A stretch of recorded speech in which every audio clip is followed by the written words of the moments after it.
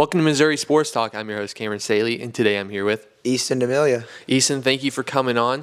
We've got our first NFL season predictions for this one. Next week, of course, the season actually starts, so then we'll be predicting games. Today, we're going to kind of go for season predictions. So, you guys have receipts on us now for how the season's going to go. I know Easton has some shocking picks. I may have some as well. But before we get any further, we got the subscription percentage down from 86.9 to 85.7 from yesterday.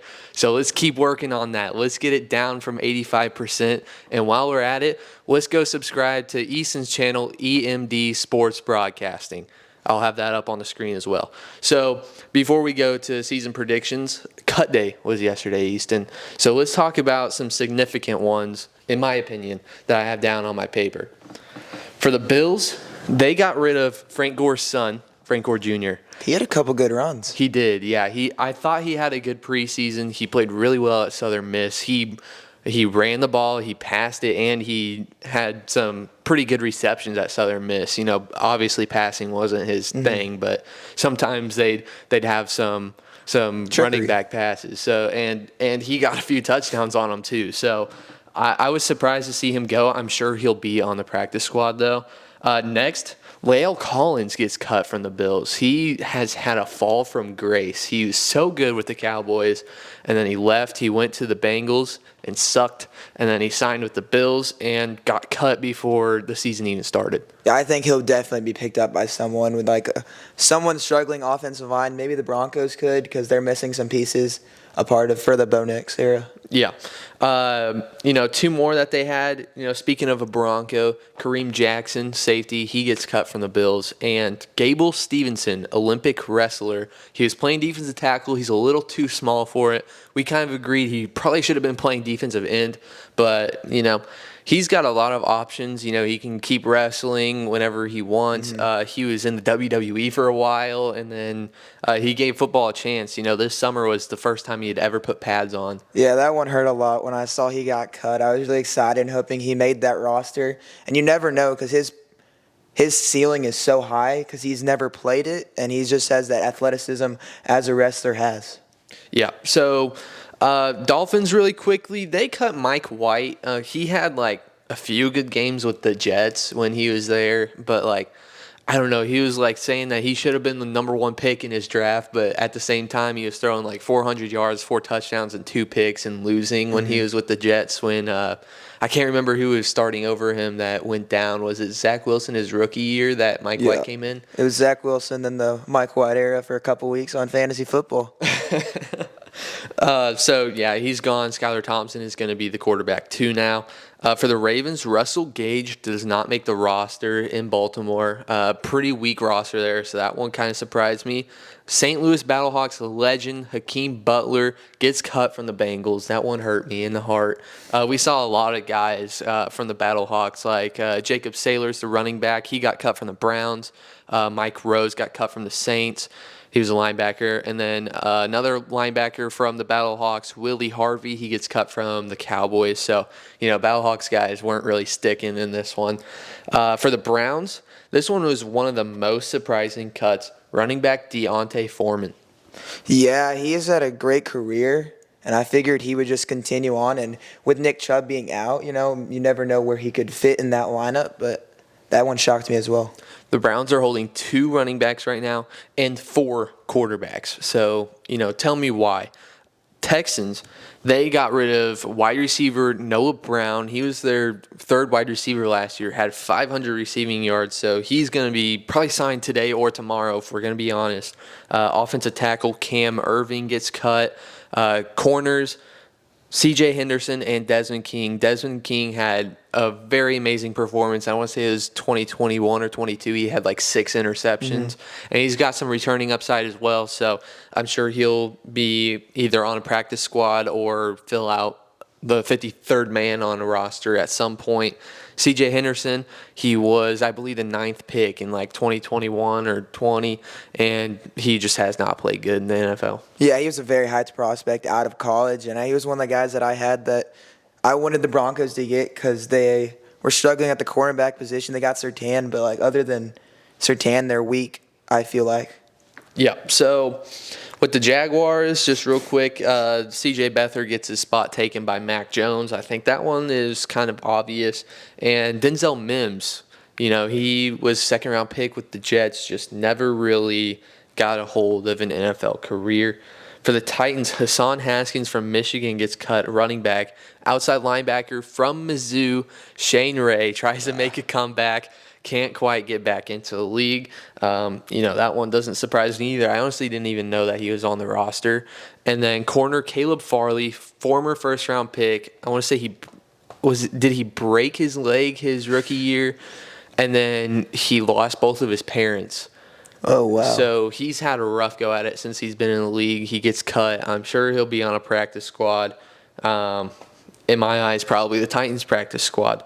For the Broncos, favorite team Broncos, Samaje Perine and Tim Patrick are both gone. Those are both players I really liked last year. Samaje Perine was a third down, check down guy, and he would just find a way to get crazy yards out of, how'd you do that?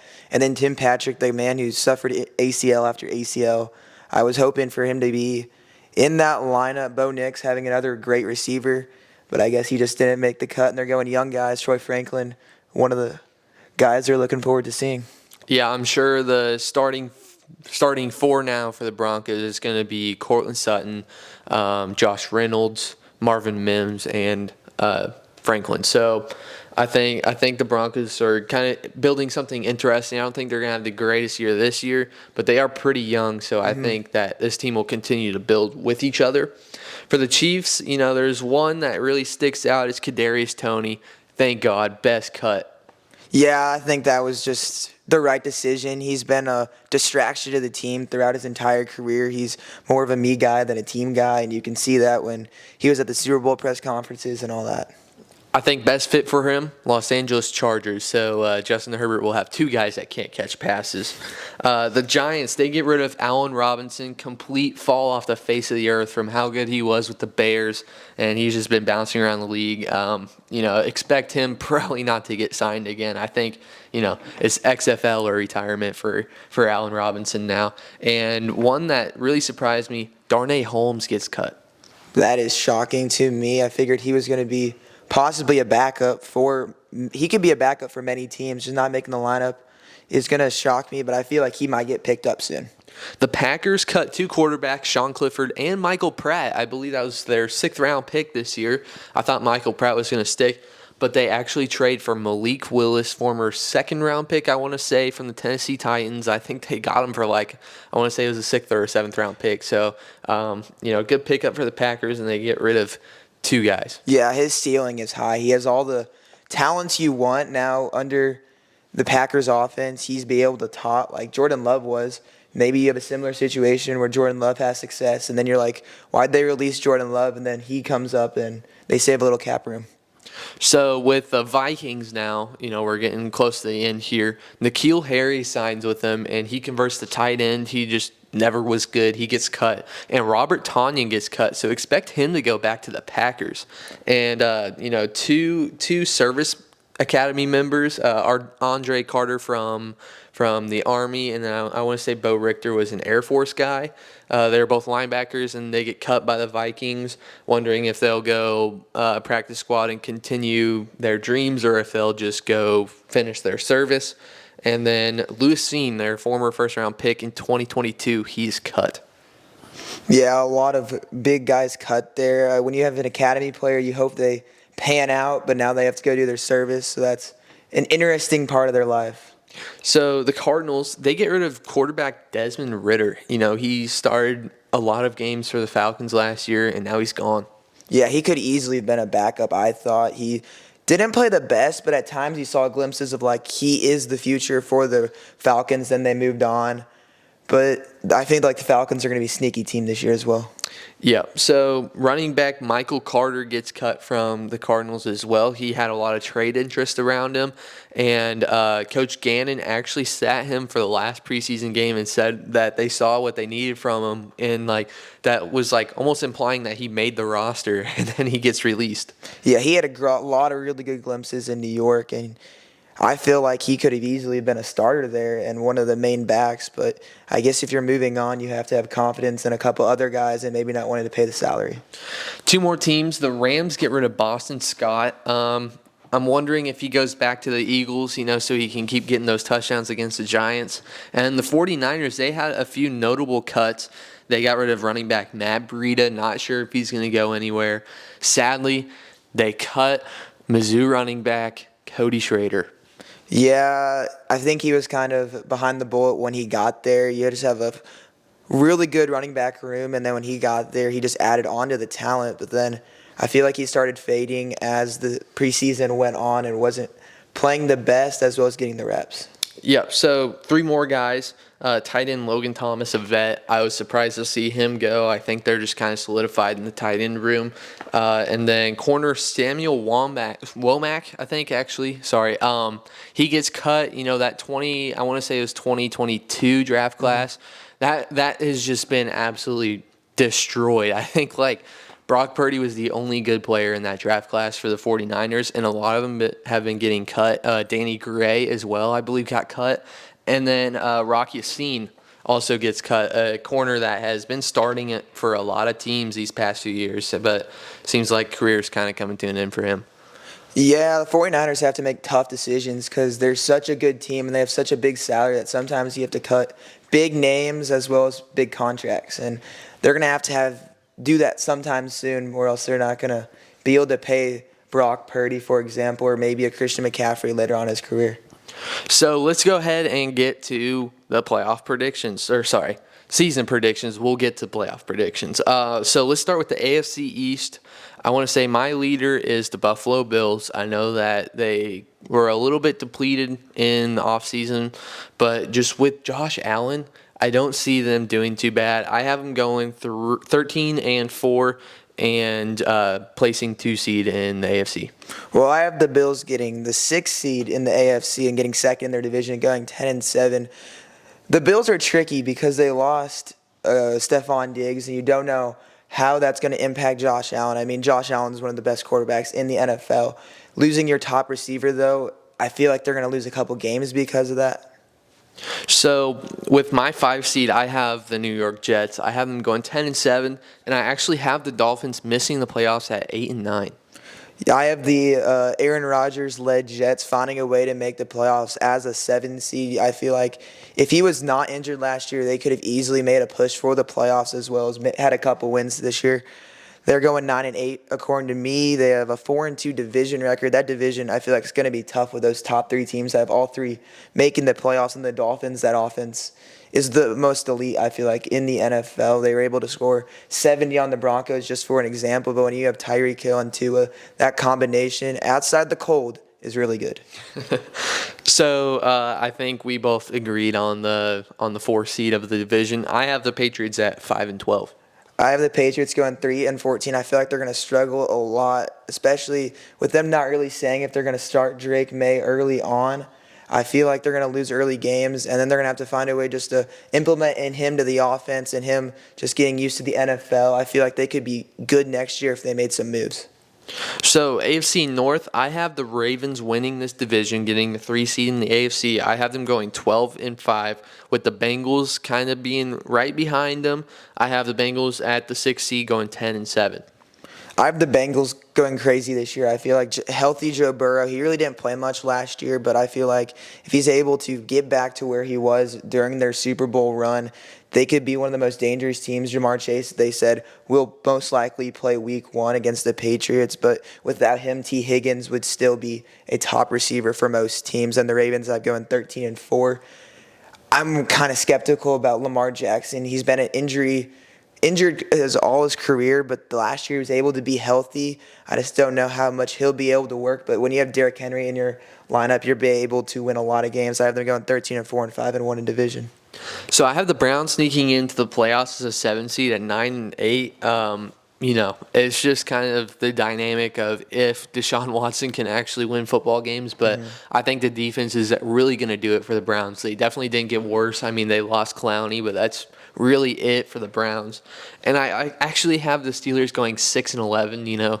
Russ goes over to Pittsburgh, and when Russ gets benched, it's going to be Justin Fields. So I don't think it ends up being too much better. Yeah, the Steelers have a quarterback-filled room, but I don't think they have a good quarterback in that room. They have a lot of quarterbacks, but I don't think any of them are a solidified top 15 starter at the best. And then I have the Browns going 8-9. They did add Jerry Jeudy to that receiving core, maybe to take a little pressure off Amari Cooper, who gets the ball, I feel like, every other play in that offense. And if they want to have success, they're got to find a way to give him the ball, and adding a weapon like Jeudy. You've seen with the Broncos that he can be a good receiver. So the AFC South, I think this one's kind of unanimous. The Texans winning the division. I have them as the 4 seed, going 11-6. I have the exact same thing. The Texans going 11-6. They did so many big moves this offseason, giving weapons for C.J. Stroud to perform at his best. I feel like this is the big year. We'll see if C.J. Stroud does good. We'll be like, he's the guy. If he does struggle and they find a way to miss the playoffs or go like 9-8, 8-9, then you start to question, is he really their guy? So I have the Jaguars and the Colts going 8-9. I'm just not set on Trevor Lawrence or Anthony Richardson. I don't think that they're going to have the greatest years. This year could be one of the best running quarterback leagues ever, or it could be the worst. I mean, Lamar Jackson, Jaden Daniels, and Anthony Richardson all have wheels on them. They are all great talent, but running quarterbacks are starting to get hurt. I have them going 6-11 just because I don't know how healthy Anthony Richardson will be this year. And then for the Jaguars, I have them going 8-9. I feel like Trevor Lawrence has led good teams, like in college with the Clemson. I feel like he's able to make it to a playoff push. I don't know if he's able to get into the playoffs. Right. So, unanimous 4th in the division for us. I have the Titans being the 14th best team in the AFC, going 5-12. I think this team bases off of Tony Pollard. He did so many good stuff with the Cowboys. If they're able to get him the ball in space and just hope he scores a lot of touchdowns this year, that's how they're going to win games. I don't think their offense will be that good. So, with the offense, they have DeAndre Hopkins. He's kind of fallen off a little bit. They have Calvin Ridley. It's going to be interesting to see what he does. And then they have Tyler Boyd in the slot. So, they have good receivers. It's going to be, we'll see how good Will Levis is, really. I couldn't name you a single guy on that Titans offensive line. And then I could really only name you 3 defenders for the Titans. So, I don't think the defense is going to be very good this year. DeAndre Hopkins had a huge drop from last year. He was one of my sleeper picks in fantasy because no one really was like, he's going to be the guy. And then he just fell off, didn't really produce much. Tyler Boyd, though, will be a good option, but I don't know how Will Levis will use his offense. I feel like if they give the ball more quick routes to Tony Pollard, check downs, I feel like that's the best success. So, AFC West, obvious 1 seed for me, 14-3 for the Chiefs. 14-3 for the Chiefs is exactly what I have as well. Best team in the NFL. They've proved it year in and year out. Even Mahomes finding a way to win with maybe skepticizing how good his receiving core is. He still gets the job done, especially in the playoffs. And I think this team has another chance for a three-peat. So coming in at the 2nd seed of the division, I have the Chargers missing the playoffs pretty easily. I have them 7-10. I have them going 9-8. I feel like Justin Herbert's about to make a jump this year. And I feel like if he has the right pieces with Harbaugh, I feel like he's led a lot of good quarterbacks in college. I hope that really switches to the NFL. So I have the Raiders going 7-10 as well, and then I have the Broncos at 5-12. So overall, the AFC West, I just don't think is going to be perfect this year. Yeah, I have the Broncos and Raiders going 6-11. I feel like a lot of pressures on Bo Nix to perform with the Broncos' history at quarterback, and then the Raiders, they weren't giving the ball to Devontae Adams, and it confused me a lot last year. If they want to have success, they're going to have to give him the ball. Jacoby Myers was a good option in that offense as well. So let's go ahead and go to the NFC East. I have the Eagles winning the division. I have them at 12-5. I have the Dallas Cowboys winning the division at 13-4, and the Eagles following that with 12-5. Both these teams are top teams in the NFL. It's always a great day when you see them play. But I feel like the Cowboys, Dak Prescott's going to try to prove himself this year, try to have that playoff success. I have the Cowboys sitting at the 5 seed in the NFL or in the NFC. Sorry, I have them at 11-6. So down the board with the NFC East, I know you have a shocking prediction here. I have the Commanders going 6-11 and the Giants going 5-12. Jaden Daniels will be the offense for the Commanders. I feel like if he's able to stay healthy, do what he did in college, they could easily try to make a playoff push, get 7, 8 wins. But my shocking prediction is the winless Giants. It hasn't happened in a minute, but I don't think that Daniel Jones' offense is the way for the Giants. First ever 0-17 team predicted by Easton D'Amelia here. NFC North, I think this one should be obvious. I guess they do kind of have a contender, but I think the Lions end up winning this division. I have them going 12-5, and the Packers sneaking into the playoffs as a 7 seed at 11-6. I really like this division a lot. The Detroit Lions are, I think, one of the best underdog stories there are. They really didn't start well. They added Aiden Hutchinson, and then they just started taking off. Sam Laporta, one of the best tight ends in the league last year. I feel like this team has a great chance to make that Super Bowl run as well as the Packers. I mean, back when Jordan Love was drafted, we're like, what are they doing? They don't know anything. And now that is helping out a lot after they got rid of Aaron Rodgers. I feel like they have another opportunity to make a playoff push with that receiving core, a lot of depth. Down the board, I have the Bears at 7-10. I kind of debated with that. I feel like they have a pretty solid team this year. The defense I think will be what's lacking for the Bears. I think the offense is going to be absolutely insane for them though. I agree with that strongly. I have them going 7-10 as well. I feel like Caleb Williams has a lot of pressure as well for the Bears, and if he's able to perform, they could make a playoff and have 10 wins. So give me the Vikings at 5-12. 3-14 for me.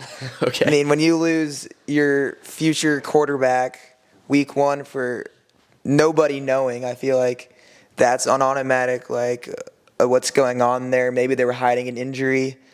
And then I just don't feel like they're going to have the weapons. They have Justin Jefferson, but how is their quarterback play going to be? Are they going to throw a lot of picks? They're going to give a lot of good field positions for opposing offenses.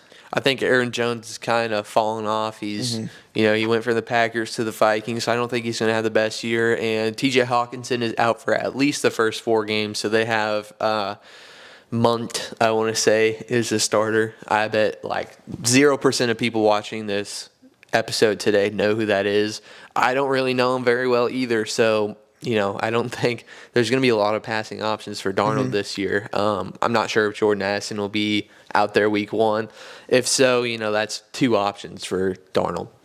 I feel like the Giants, in order not to go winless, they have to win week 1. I have the Vikings winning week 1, but not winning again till week 9. Okay, all right. So NFC South, I have the Falcons winning the division, getting the 4 seed, and being 11-6. And I actually have the Tampa Bay Buccaneers going 10-7, but missing the playoffs as the 8 seed.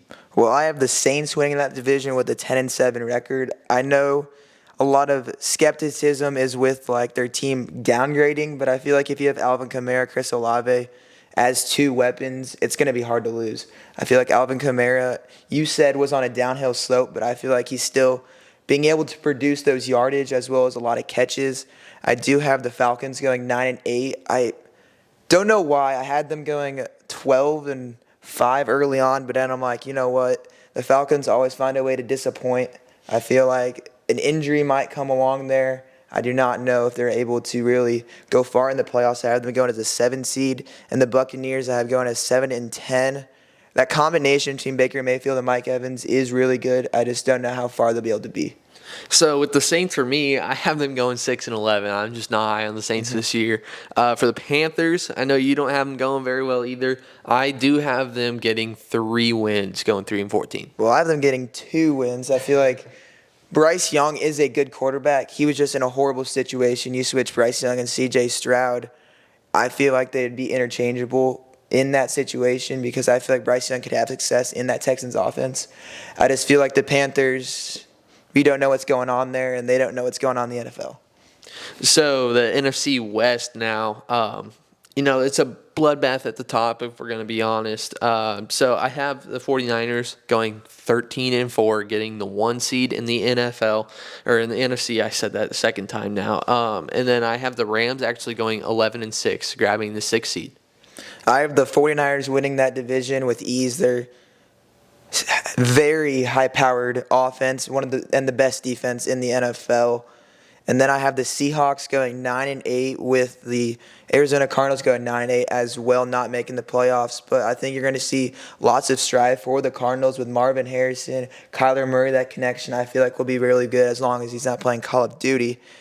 And then the Seattle Seahawks, I feel like they have great talent at receiver. Geno Smith's going to have to find a way to make the playoffs again.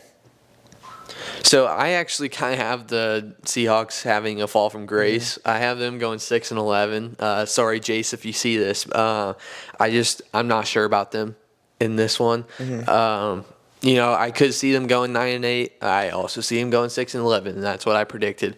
The Cardinals, I have them going 5-12. I just don't see them doing well this year. I'm gonna Not a believer? No, I'm gonna take the fade on them. Kyler Murray, I used to like Kyler a lot when he was coming straight out, and then they made the playoffs, and then they lost that game to the Rams. That was peak time. I was liking Kyler, and then these past 2 years he just hasn't really stayed on the field. He had a torn ACL, missed the end of the season in 2022, and then the start of the season in 2023 because of that ACL injury. But he played god-awful in both those 2 years. Even before he tore his ACL in 22, he was playing awful that year. And then when he came back last year, he played awful off of injury. Yeah, but I feel like he did make some plays. You're like, okay, Kyler Murray is still there. He has the opportunity to be good. He just needs weapons around him. James Conner, one of the most reliable red zone running backs, was good in Pittsburgh. And now you have a great receiver in the name of Marvin Harrison. You're taking a risk on, but I feel like he's going to perform. I feel like he has a great chance to have over 1,200 yards receiving. Let's go ahead and talk about the playoffs now. I think this is going to be an interesting season. I have a few that people may not agree with. So I have the Bills beating the Browns. That's 2-7. 3-6, I have the Ravens defeating the Bengals. And then 4-5, I have the Texans defeating the Jets in the wild card round. I have the Texans beating the Ravens first week in Houston, finding a way to edge out that offense. And then after that, I have the Miami Dolphins finding a way to win the round one against the Bills. It's going to be a really good game. I'm really excited if this were to actually happen. And then I have Joe Burrow taking care of business versus the Jets in Cincinnati. For the NFC side, I have the Lions beating the Packers, the Rams going to Philly and beating the Eagles, and then the Cowboys going to Atlanta and beating the Falcons for their first playoff win in like a million years. Well, I'm going to add on to that last point. I have the Falcons going to Dallas and upsetting the Dallas Cowboys. And then I have the Lions beating the Green Bay Packers and the Saints losing at home to the Eagles.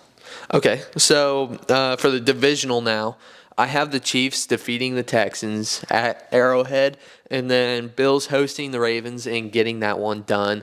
For the NFC side, I have the 49ers defeating the Rams and the Lions beating the Cowboys. Well, we're setting up for a great finale. I have the Bengals beating the Dolphins at home. Don't know how the weather's going to be in Cincinnati.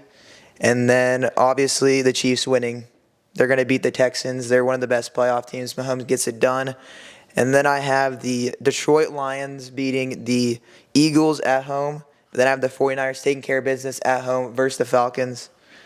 For the conference championships, at Arrowhead, I have the Chiefs defeating the Bills, and the Chiefs making the playoffs for like a million years in a row now. Last time that they didn't make it, it was the Rams beating the Bengals in the Super Bowl. I want to say that was like 4 years ago. So on the NFC side, in San Fran, 49ers Lions, rematch from last year.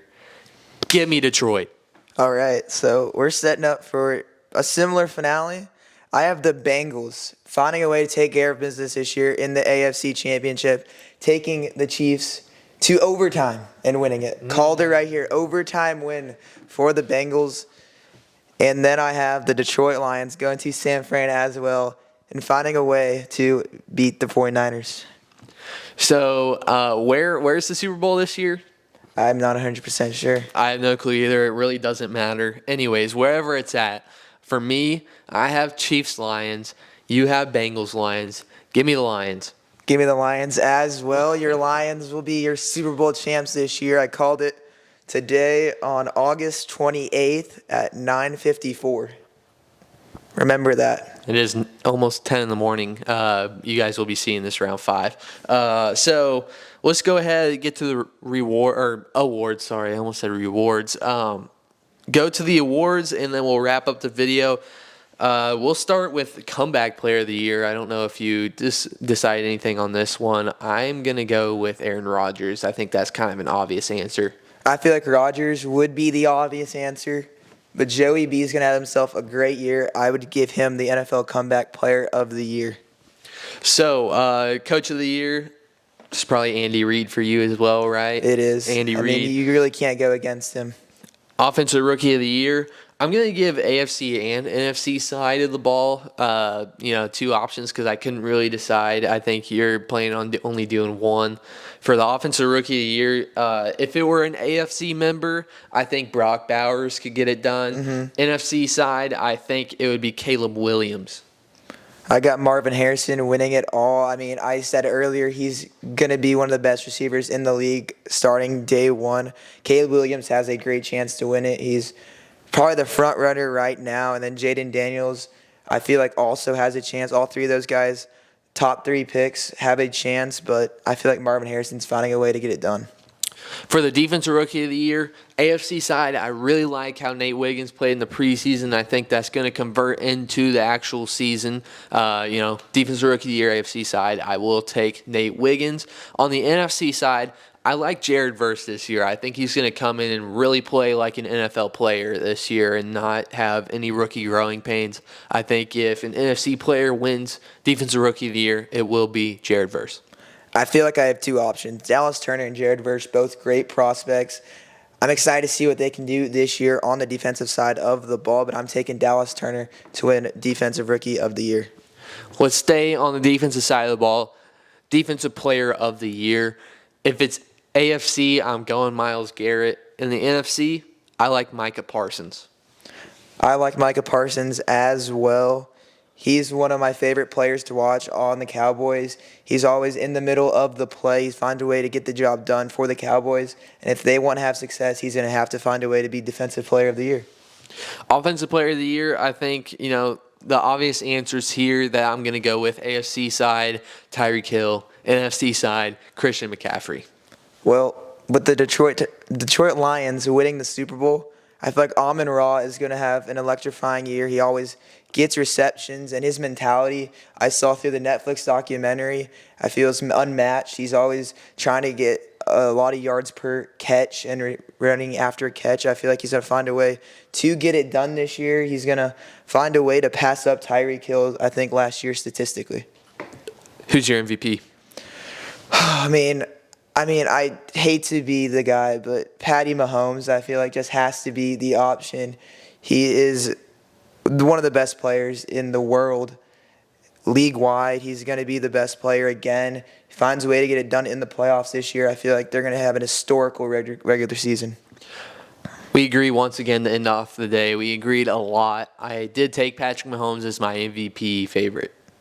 So that's all. Of course, please subscribe. As I said, 85.7% of you guys still not. And go over to Easton's channel, EMD Sports Broadcasting. Show some love. This has been Missouri Sports Talk. We'll see you next time.